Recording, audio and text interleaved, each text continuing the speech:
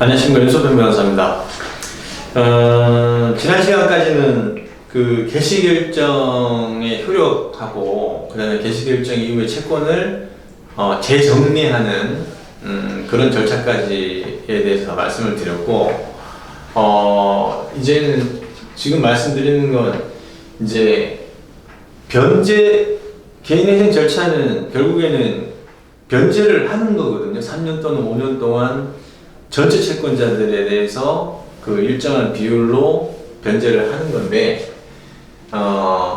그 개인회생 절차를 신청한 채무자의 모든 재산이 일단은 개인회생 재단이라는 것을 형성하게 됩니다. 네. 그러니까 개인회생을 신청한 채무자가 받을 돈, 보유하고 있는 자산, 그리고 소득, 이런 것들이 개인회생 재단, 그러니까 쉽게 말하면 이제 변제 재원이 되는 건데요. 그런데 이제 이게 개인은 먹고 살아야 되잖아요. 의식주 문제가 있지 않습니까? 그래서 법에는 그 압류 금지 채권이라고 하는 규정이 있고, 압류 금지 물건이라는 것이 있습니다. 요거는 최소한 회생 재단에 포함시키지 않겠다라는 건데, 이거는 조문이 좀 산재해 있습니다. 압류 금지 채권은 민사집행법 246조에 기재가 되어 있고, 압류 금지 물건은 민사집행법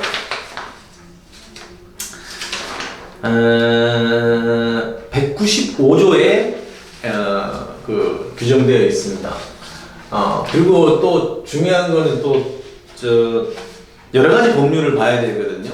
지금 빨리 설명을 해야 되는데, 압류금지 채권에서는 여러 가지 채권이 있습니다. 다만 기억해 두셔야 될 건, 이제 급여의 2분의 1은 압류를 하지 못한다.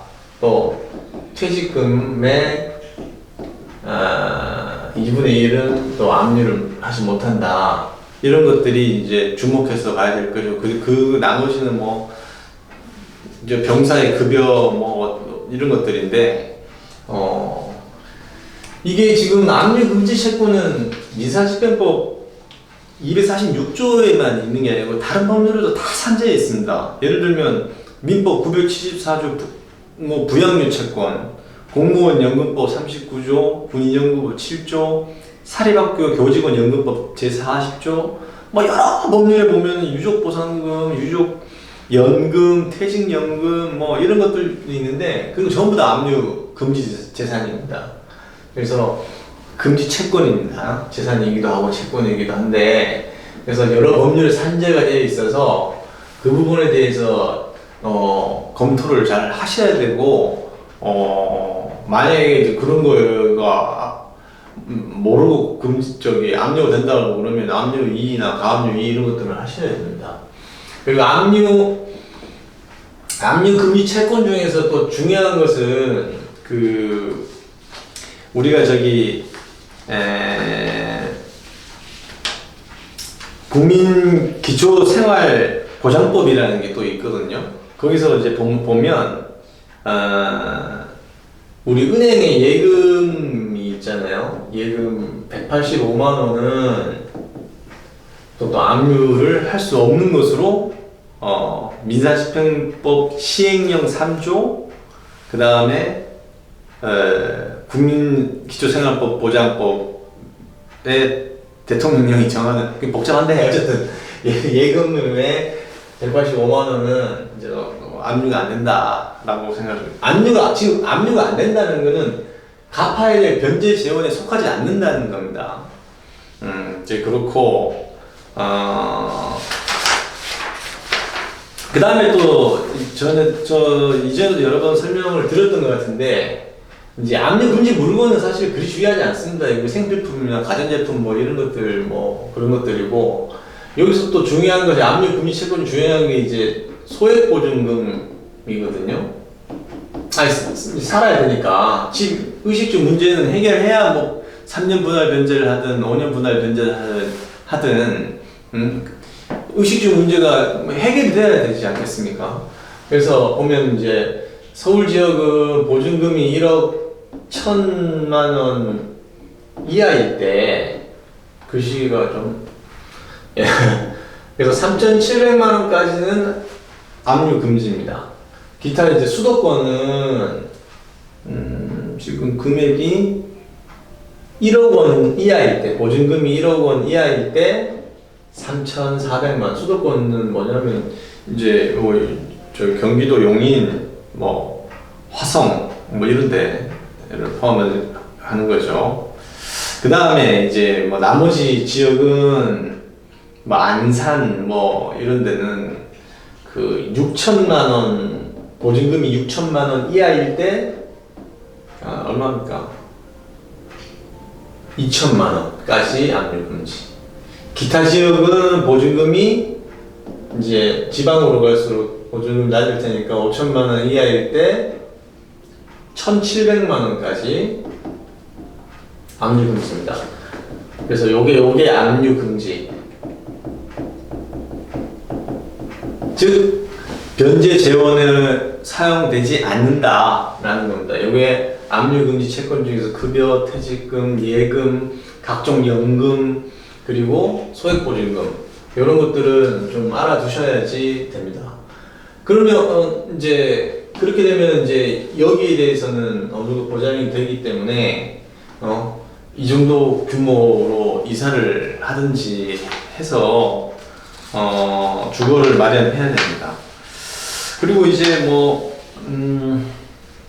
참 이게 설명드리려면 한도 끝도 없는데 사망보험금 1,000만 원 이하 정도의 보험금은 또 압류 금지입니다. 그리고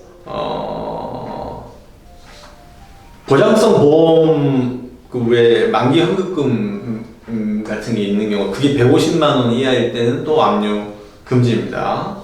그리고 예금은 185만 원이 압류 금지라고 말씀드렸고 근데 압류 금지 물건은 뭐 이제 개인회생은 사업자가 할 수도 있고 급여소득자가 신청할 수도 있거든요. 그런데 생활해야 될 필수적인 어떤 뭐 의복이라든지 그 다음에 영업에 필요한 도구라든지 이런 것들이 대부분 압류 금지이고요. 뭐 압류 금지 물건은 그렇게 신경 안 쓰셔도 될 겁니다.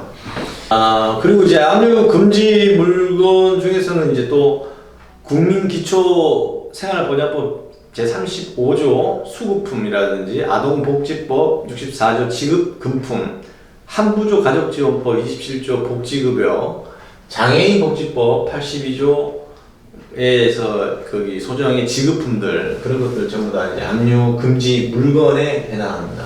그러니까 압류 금지 채권, 압류 금지 물건은 단순히 채무자 회생법만 봐서는 안 되고 민사집행법이라든지 다른 금지재산으로 규정해 놓은 여타의 법률들을 다 검토를 해야 됩니다.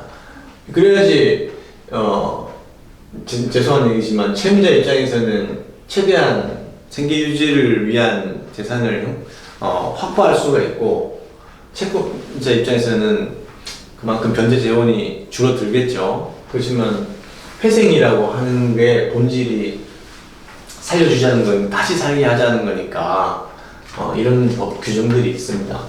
그리고 이제 회생 채무자 회생 및 파산에 관한 법률 보면 이 면제재산이라는 게 있습니다. 면제재산은 신청을 하는 건데 예를 들어서 서울 지역에 지금 보증금이 1억 2천만 원입니다.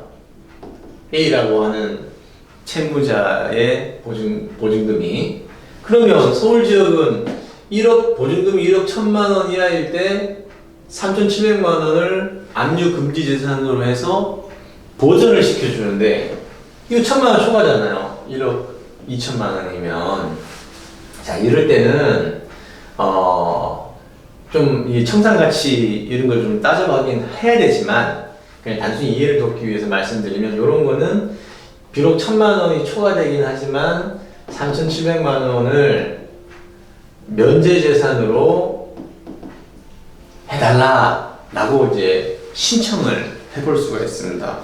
그러면 이게 만약에 면제 결정을 법원에서 인정을 해주면 그 3,700만 원은 비록 이 소액보증금 보장 압류금지 요건에는 해당이 안 되지만 면제재산 신청과 결정에 의해서 요 3,700만 원을 보전할 수가 있고, 요거는 개인회생 재단에 산입하지 않을 수가 있습니다. 그리고 이제 뭐 그 배우자하고 이제 공동으로 임차 명의를 가지고 있는 경우가 있을 수 있어요. 그러면은 면제재산을 결정할 때는 그 보증금을 2분의 1로 나눈 후에 면제재산을 공제하고, 부부 모두가 이제 둘 다 개인회생을 한다고 그럴 때는 전체 보증금에서 면제재산을 공제한 다음 2분의 1씩을 이제 각각의 재산으로 보게 됩니다. 그리고 뭐 법에는 사실 그 6개월간 생계비를 그 변제재원에서 제외, 개인회생 재단 변제재원에서 제외를 시키고 있는데 실무상은 그렇지 않습니다. 실무상은 그런 생계비를 인정해 주지 않고 있고, 이제 면제재산으로 결정이 되면 그 해당 재산에 붙어 있었던 가압류, 가처분, 압류 이런 것들은 이제 실효가 됩니다. 자, 지금 다시 한번 정리를 하면은 이제 신청했죠. 그리고 심사해서 이제 개시 결정이 났고, 개시 결정 이후에 이제 채권을 정리를 했습니다. 그러면 이제 변제 계획안도 수정이 됐겠죠. 그러면 이제 갚아야 되는데 뭘로 갚냐? 그러면 채무자의 모든 재산으로 갚는다. 원칙. 그런데 의식주 문제가 있으니 이런 압류금지 채권, 압류금지 물건, 그 다음에 면제재산 신청 뭐 이런 것들로 해서 필수적으로 최소한의 인간적인 삶을 살 수 있게끔 재산을 어느 정도는 채무자에게 맡겨두어야 한다. 그런 취지로 해서 이제 변제재원의 구성이 이렇게 이루어지게 됩니다. 좀 사실 많이 복잡한데 이런 것들이 있다라는 정도만 이렇게 좀 아시고 이제 개인회생 절차를 신청하시거나 진행을 해보시면 어디서 들었던 듯 하다 정도만 돼도 뭐 좋겠습니다. 제 개인적인 바람입니다.